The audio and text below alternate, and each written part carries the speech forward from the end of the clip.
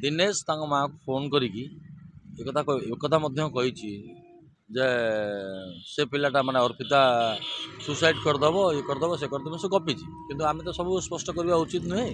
किंतु तदंत पर जना पड़ो माँ भी निजे भी कहते मत भी तदंत परिसर को आनले मु भी तदंत सहयोग करी बोली कहते तो निहाती अपेक्षा करवा ये समय जे प्रकृत क्षीर और पानी अलग हो ना आम लगुच आमको जे क्षीर और पानी अलग हो जो जो मान ना ना वाइफ को ना हो जी मैनेजर अच्छा ना हो कि से जो अर्पिता ना हो समस्त तदंत परिसर को आसवा आवश्यकता अच्छी आ तदंत रिजल्ट ओडिशा पुलिस उपर आमर भरोसा विश्वास बहुत अच्छी आ निहाती या भर भल गोटा माने परिष्कार काच भाया गोटे परिष्कार जिन आम शुणिपर जापर बोले आशा और विश्वास अच्छी देखो स्वामी स्त्री झगड़ा भितर बहुत बड़ झगड़ा हुए पुणी सल्व हो जाए किंतु ता भितर एमती गोटे परिस्थिति आसला स्वामी चली जाइछंती स्त्री कटक देखा शेष थर देखा करके शेष जो माटी मिसबे सी से समय टिटलागढ़ जाई नथिले तापर द्वितीय कथा हूँ निहाती किसी ना कि अच्छी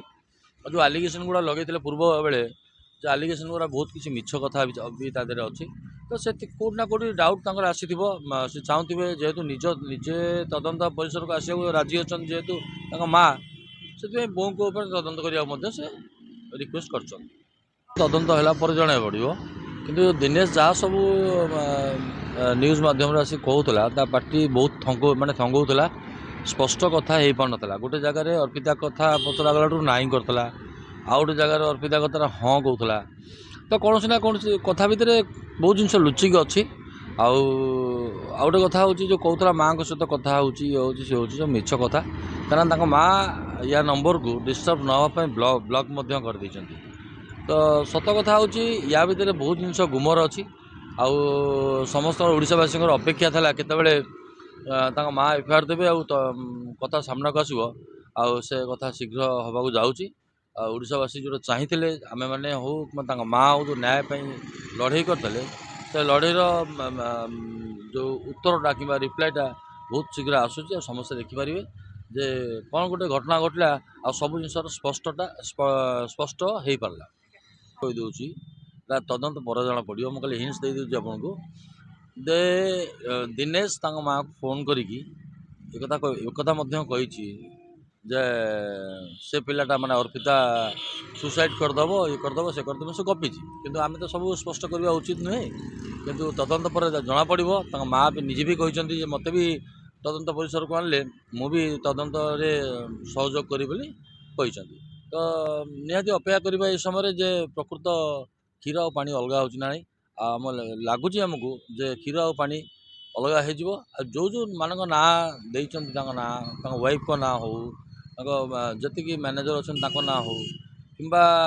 से जो अर्पिता ना हो समस्त तदंत परिसर को आसवा आवश्यकता अच्छी आ तदंत रिजल्ट ओडिशा पुलिस उपर आमर भरोसा विश्वास बहुत अच्छी आ निहाती या भर भल गोटा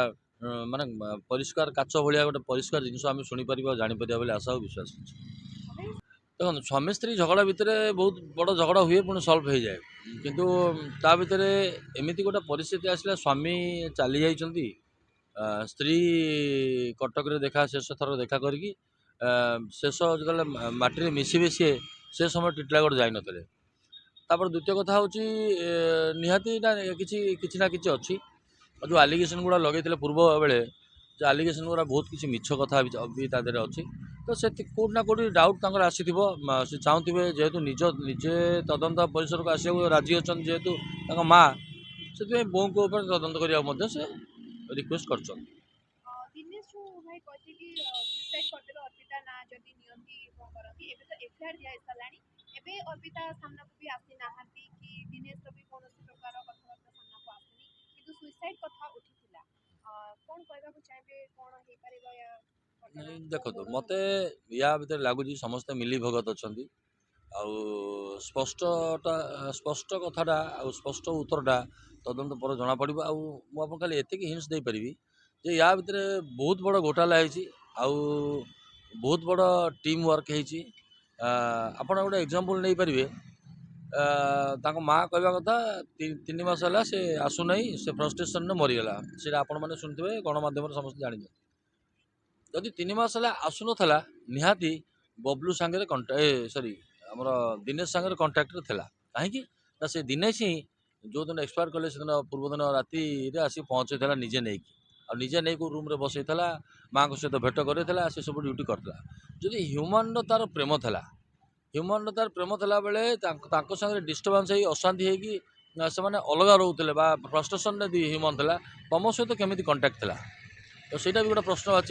ଅଛି। ତ ସେଥିପାଇଁ ଆମେ ଅପେକ୍ଷା କରିବା ତଦନ୍ତକୁ, ଯେ ତଦନ୍ତର ଫଳାଫଳ ଭଲ ହଉ, ଆଉ ଭଗବାନଙ୍କ ଉପରେ ବିଶ୍ୱାସ ରଖିବା, ଆର ରେଜଲ୍ଟ ପରେ ଯାହା ଆମେ ମୁହଁ ଖୋଲିବା ପାଇଁ ଚେଷ୍ଟା କରିବା। ତଦନ୍ତରୁ ଭାଇ ସତ୍ୟତା କଣ, ପ୍ରକୃତ ଦୋଷୀ କିଏ ସାମ୍ନାକୁ ଆସିବ ନା ଦେଖନ୍ତୁ, ଅଲଗା ଅନ୍ୟ ଘଟଣା ମାନ ପରି ଚାପି ହେଇଯିବ ହ୍ୟୁମାନ ସାଗର ମୃତ୍ୟୁ? ନା ମୋତେ କାହିଁ ଲାଗୁନି ଚାପି ହେଲା ଭଳିଆ, କାହିଁକିନା ଏଇଟା ଛୋଟ କେସ୍ ନୁହଁ, ଗୋଟେ ହାଇ ପ୍ରୋଫାଇଲ୍ କେସ୍। ଏଇଟାକୁ ପୋଲିସ ଡିପାର୍ଟମେଣ୍ଟ ଭଲସେ ତଦନ୍ତ କରିବ ବୋଲି ବିଶ୍ୱାସ ଆଉ ଆଶା ଅଛି। ଆଉ ସତ୍ୟାସତ୍ୟ ନ ଜଣାହେଲେ ଆଜି ନହେଲେ କାଲି ପୁଣି ଆଉ ଗୋଟେ କଳାକାର ଏମିତି ଚାଲିଯିବ। ସେଥିପାଇଁ ସତ୍ୟାସତ୍ୟ ସାମ୍ନାକୁ ଆସିବା ଆବଶ୍ୟକତା ଅଛି। ଗୋଟେ ମାଆର ଆତ୍ମା ଶାନ୍ତି ହେବାର ଅଛି, ଆଉ ସତ ଯେଉଁଟା ସେଇଟା ବି ଲୋକଲୋଚନକୁ ଆସିବାର ଅଛି।